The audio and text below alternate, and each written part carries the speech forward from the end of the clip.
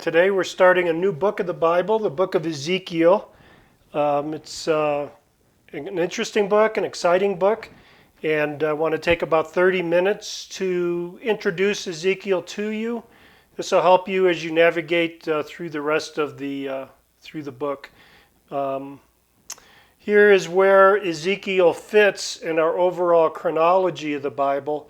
He is an exilic prophet. That is, he's speaking to Israel in exile. We'll discuss the details of that in a little bit, but you see him there toward the bottom in the prophetic books. He's covering the period of time just before and just slightly after the destruction of the temple in 586. So we really see him taken into exile during the 597 exile and then prophesying to the people that are in Babylon. So I'll answer some questions here. Who was Ezekiel?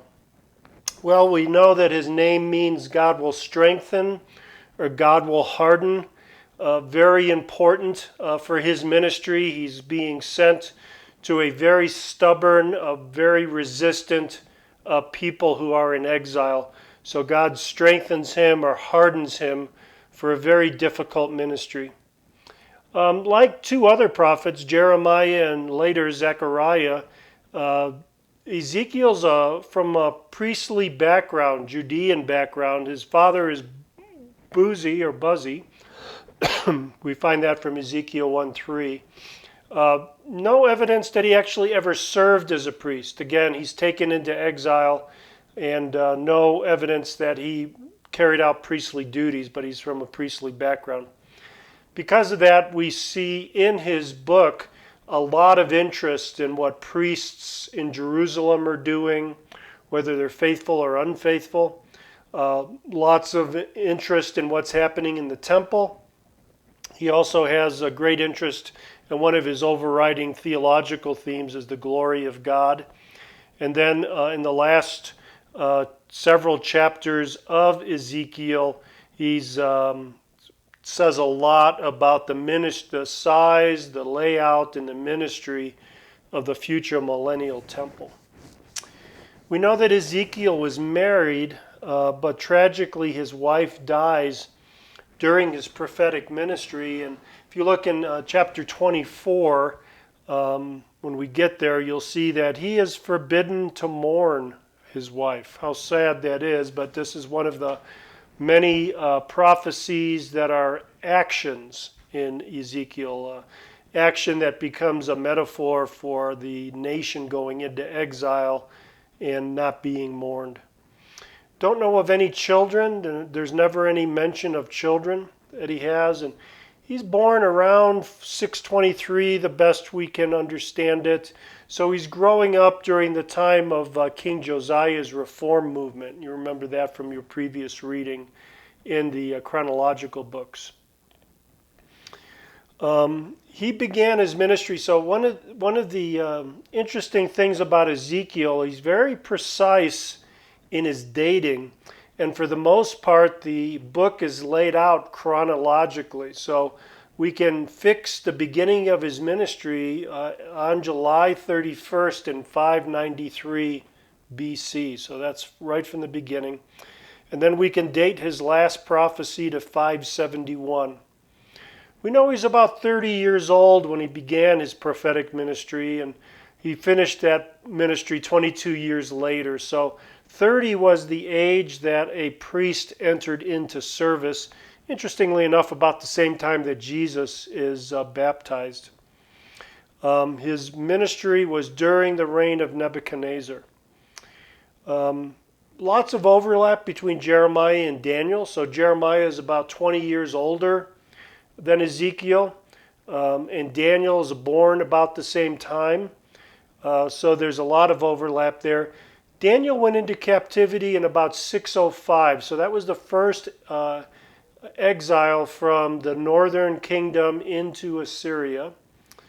And he was an official in the Babylonian government. So when we get to the book of Daniel, he is prophesying to the kings or the rulers of Babylon and their sons the highest levels of government. By contrast, Ezekiel goes into captivity in 597, so in the second deportation. And he's speaking mostly to the people who are in exile. So Daniel's speaking to Babylonian leaders. Ezekiel is speaking to the people. Jeremiah is back in Jerusalem speaking to the people there. So we see a lot of God's faithfulness to his covenant people to be calling them back into the covenant relationship with him, giving them opportunity after opportunity, while at the same time warning Gentile kings of what the future holds for them. So very interesting. He speaks primarily to Jews, as I said, that were taken into exile. So there are a group of Jews, Daniel among them, already in exile in 605. When Ezekiel shows up in 597, then he's with that group. So there's a growing group of exiles. And then finally, after his ministry has been going for a while, Jerusalem falls, and those exiles are brought to Babylon.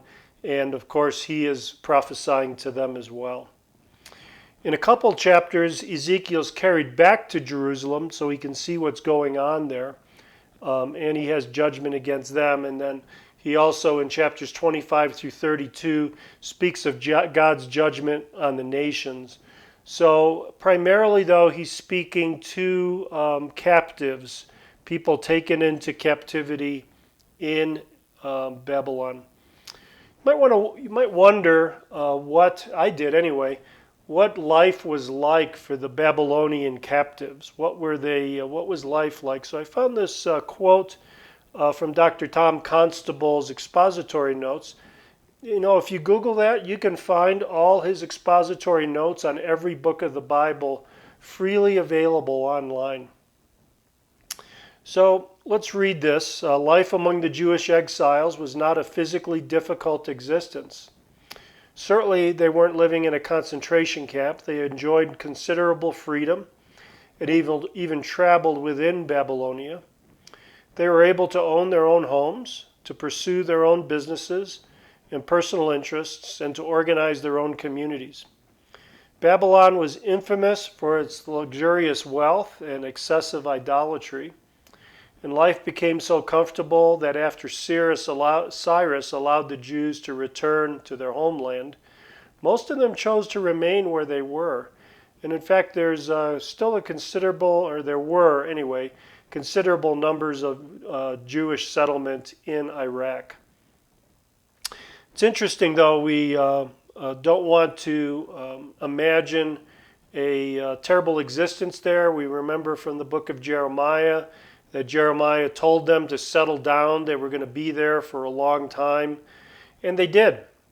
If we think back to what we read through in the book of Esther, we see that they were sometimes a persecuted minority within the country, but nevertheless powerful, able to defend themselves very effectively.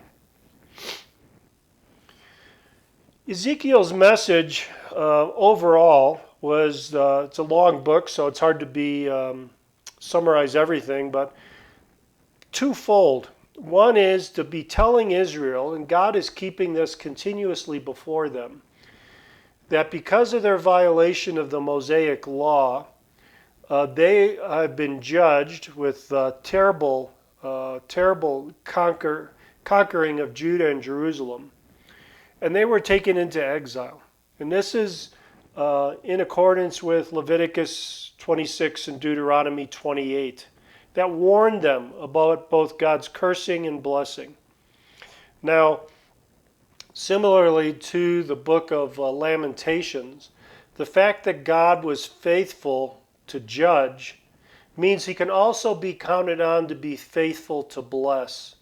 So the second part of Ezekiel's message is to assure God's people that since he is faithful to his covenant, their future restoration and glory is without doubt going to happen.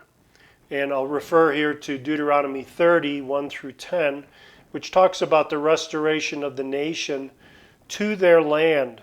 So when we talk about being faithful to his covenant, we're not talking about kind of a spiritual fulfillment that God's going to make them secure spiritually. We're talking about a physical return to the land of Israel. Well, they'll have their physical kingdom, and in accordance with 2 Samuel 7, they will dwell securely, and this will happen in the future under a messianic king. So Ezekiel is going to affirm all this and give the people hope. Here's an overview of Ezekiel to try to guide you through your reading. Two big sections here, condemnation and consolation. Very similar to the 66 chapters of Isaiah, which was about God's wrath in chapters 1 through 39, and then 40 through 66 about God's revelation about God's restoration of them. So two big sections. In the section on condemnation, we see, first of all, his call and commission, which is our first reading. And then the judgment on Judah and all the reasons for that. And then the judgments on the nations, showing God's sovereignty. Then the book ends with a long section talking about the restoration of the nation. Let me just comment briefly on that. I'll have more to say when we get to those chapters. But there was some discussion among ancient rabbis about the meaning of that temple and the temple service. It was a new temple, a temple that was massive, and a temple that had temple service unlike the Mosaic service specified in both Exodus and Leviticus. So it was different from that. It was recognized to be different, and not having the fullness of the revelation that we have as New Testament believers, they didn't understand how this millennial, what we'd call today the millennial temple, was fitting into God's overall plan to restore the nation. So we'll be able to see a little bit more clearly what God was communicating there than they were able to see, actually. And then we see how this is divided up. We see, again, just slightly before the siege of Jerusalem in the first part of the book, first 24 chapters. And then during the siege is when he's prophesying judgment, coming judgment on the nations. And then this consolation is after the siege. So he's looking back, and you might imagine if you were in Babylon from 605 and 597 exiles, you may be in Babylon hoping that God will act and restore his people. But once the city is destroyed and the temple has been desecrated and razed, all hope might be gone among the people. So Ezekiel has this final section of a promise of a future glory. Theologically, I think one of the main themes of the book, again, is God's faithfulness. He's faithful through the prophet.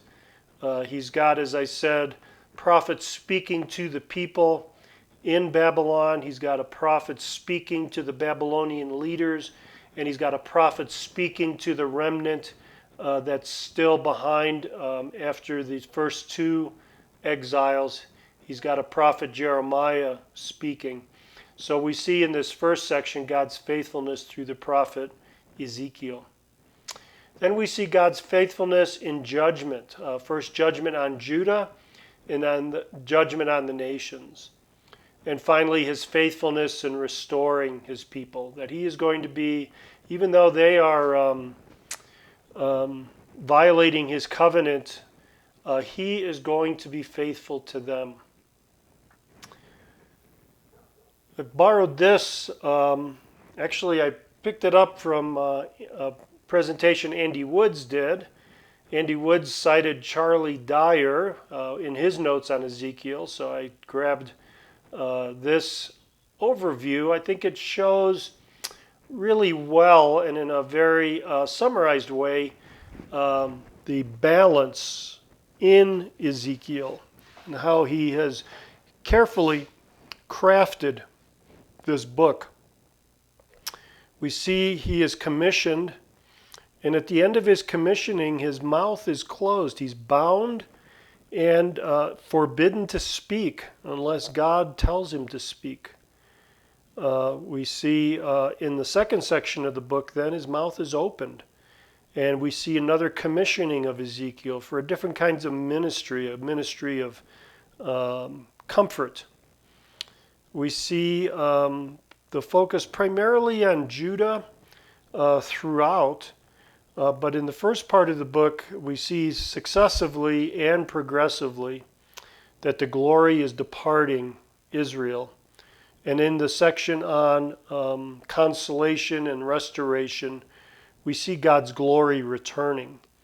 In between and pivotal is this judgment on the nations. And I say it's pivotal because it demonstrates God's sovereignty, that he is not just a local deity that reigns over Israel or over a part of Israel or just reigns over the temple or Jerusalem. He is a global and sovereign God who judges all nations. And that's the point of 25 through 32, is to demonstrate God's universal sovereignty. Put yourself in the sandals of Jews alive at this time, and the dominant thought, not only among Jews, especially Jews affected by pagan idolatry, but among the nations around Israel, was that their God, their local deity, empowered them and enabled them and fought for them. So that if, for example, Assyria was able to take the northern tribes into exile, it's because the Assyrian god, Baal, Moloch, was superior or more powerful or transcendent over the God of Israel, Yahweh. So God is going to make the point, and he's going to make it very clearly that he is sovereign over all the nations. I wanted to labor that just a little bit to get us into the mindset of these early believers, both pagans and Jews. And again, the Jews are being affected by pagan beliefs. So one of Ezekiel's missions here is to remove that idolatrous thinking in the minds of his people.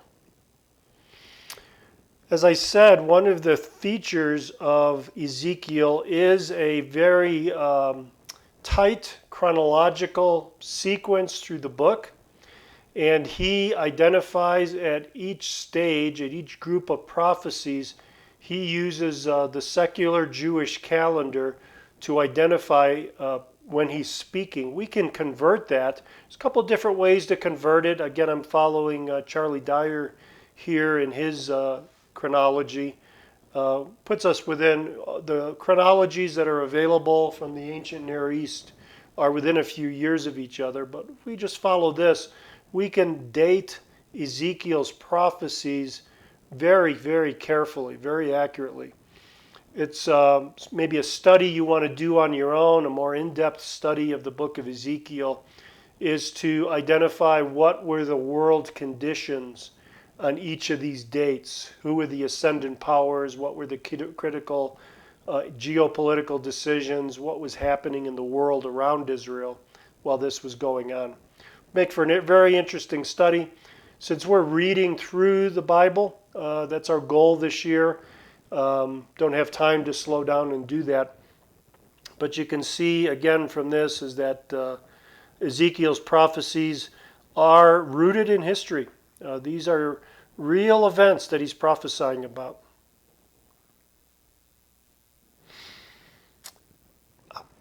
Ezekiel is somewhat unique in how he prophesies.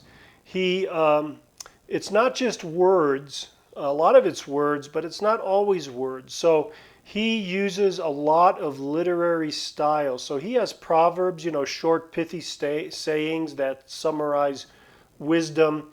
He has, and the book opens with visions that are hard for us to understand. Visions, I think, that were difficult for him to express what he was seeing. He has parables in there. He has symbolic acts. Again, the death of his wife, and the Lord forbids him to mourn. There's allegories. There's lots of questions, rhetorical questions. Again, reminds me of the way Jesus taught in the Gospels. He was continuously asking questions to try to engage people and try to engage them to think in a biblical perspective. He has dreams. There's dramas that are worked out. There's funeral dirges similar to what we've seen in Lamentations. So he uses a variety of different literary styles. He's also partially mute. This is very interesting. From chapter 3, toward the end of chapter 3, to verse chapter 27 and chapter 33. I think I made an error on that reference there. I should have 27 something. But from chapter 27 to, and in chapter 33, we see his muteness removed. He's able to speak when he gets into that section of the book about consolation. So interesting, God prevents a prophet from speaking except when God specifically tells him to speak. You'll see some recurring themes as you go through this book. Number one is God's glory. It's an overwhelming, predominant theme throughout this book. God's faithfulness, as I've said before, his faithfulness in judgment and also his faithfulness in restoration. In this book, he's uniquely the God of Israel, that he has a close relationship through the biblical covenants with Israel. And when I speak of the biblical covenants, I have in mind specifically the Abrahamic covenant from Genesis 12, 15, 17, 22, it's expanded progressively. The land covenant in Deuteronomy 30, the Davidic covenant in 2 Samuel 7, and the new covenant that we discussed when we were in Jeremiah 31. So God's in this covenant relationship with Israel, so he's uniquely the God of Israel. And Israel, conversely, is uniquely God's people. He has elected them, he has redeemed them, yet Israel is unfaithful to him and to him alone. And then again, another theme is God's restoration. These themes recur throughout the book, so sometimes people have noted that the reading becomes somewhat repetitious, but these are things he is continuously emphasizing. And again, if you put yourself in the sandals of Jews that have been taken from their homes, taken from their lands, transported 800 miles to the north, plopped in a foreign culture among people that don't speak their language, they need to hear these themes over and over again. I think as we do as well. A couple of key phrases is, I think over 60 times, the Lord says, "Then they will know that I am the Lord," or some close variation of that. And again, God is reminding them who's in charge. Not only in charge over them, but again, in charge of the whole world. This is a very expansive vision that Ezekiel has. Yes, it's focused on the Jews in exile. Yes, it's focused on Yahweh, Israel's God. But this God is sovereign over the whole world. And that keeps coming up. They will know that I am the Lord. Not just some local deity, not just God over Israel, but God over all. We also see this recurring phrase, Son of Man. Now, when we get to the book of Daniel, it's got specific messianic connotations. That is, it's talking about the Messiah as the Son of Man. When Jesus comes, that is the title he uses to describe himself over and over again, an allusion back Daniel chapter 7. Son of man in Jeremiah, though, refers to Jeremiah, that he's he's Israel's representative. He is the Son of Man and God's human representative on earth. So when it talks about Son of Man, it's not looking forward to a coming Messiah, but it's looking at identifying Jeremiah. By the way, as we read through the Bible, I've been pointing out how God's revelation is progressive, and it builds one on the other. It's tempting to take what we know of the New Testament, which is much more familiar to us, and read that back into the Old Testament, so that when we see Son of Man in Jeremiah, we immediately think of Jesus, because we know Jesus used that title. But since we're reading through the Bible, we find first Son of Man in Jeremiah that's referring to a human being. When it comes to Daniel, it's expanded and built upon. So God's revelation grows. Finally, this is an old book, 2,600 plus years old. Why should we care about it? Well, I think this tells us a lot about God, and we see him confirming these things in history. So one of the things we need to remember is that we worship a God who is transcendent, that is, he is overall, and sovereignly glorious. As we look around the globe, it's easy to think of ourselves in the United States as a Christian nation. I think we had Christian roots, that's for sure. That God was in some ways setting us apart, not like he does Israel, but that God uses nations sovereignly. But not only the United States, this transcendence means that he is also using other nations, that he is the God of everything that's happening geopolitically. And he is sovereignly ruling over these things, excuse me, to bring about his eternal plan. And Jeremiah or Ezekiel reminds us of that. Also, we depend on and serve a God who is ultimately faithful, both in judgment and blessing. This should strike in us both fear, confidence, and hope.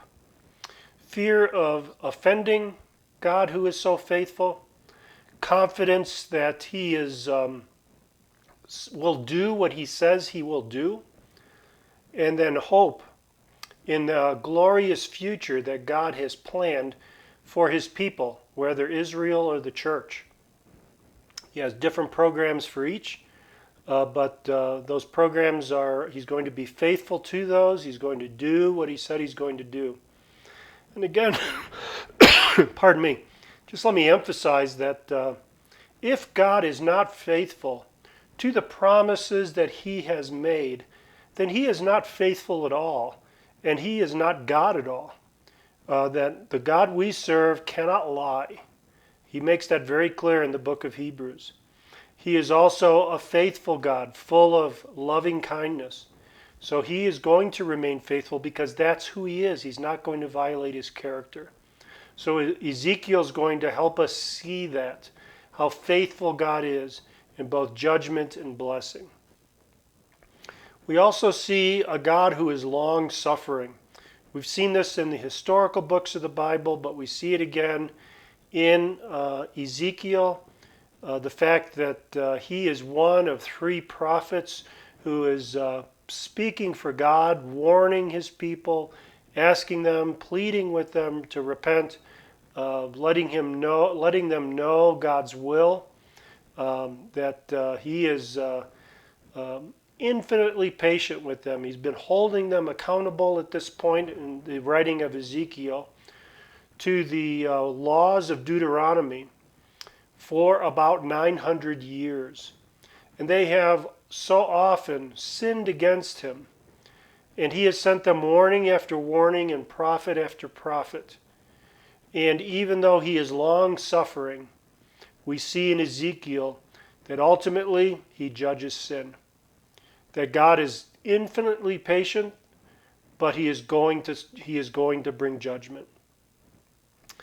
And then finally, this focus on Israel and Israel's God and Israel's sovereignty reminds us that God's eternal plan, this is the plan that he had before creation and extends into eternity future, is a worldwide plan to bring glory to himself through Israel. I mean, even when we get to Revelation 22, you're going to see that there's nations on the earth, that they continue to be on the earth, and they're bringing their glory, their treasure to Israel, into Jerusalem, the restored city. So again, God's eternal plan, Ezekiel reminds us, is to bring glory to himself through this nation of Israel. So this is my overview of Ezekiel, my ideas about why you should care about it. So as you jump into the book, be on the alert. Today's reading, the first reading is chapters 1 through 3, so we're confronted with Ezekiel's vision of God's glory. So may God bless you, brothers and sisters, in your reading of his word, and may you grow confident and worship him more fully and depend and serve him knowing that he is faithful. God bless you.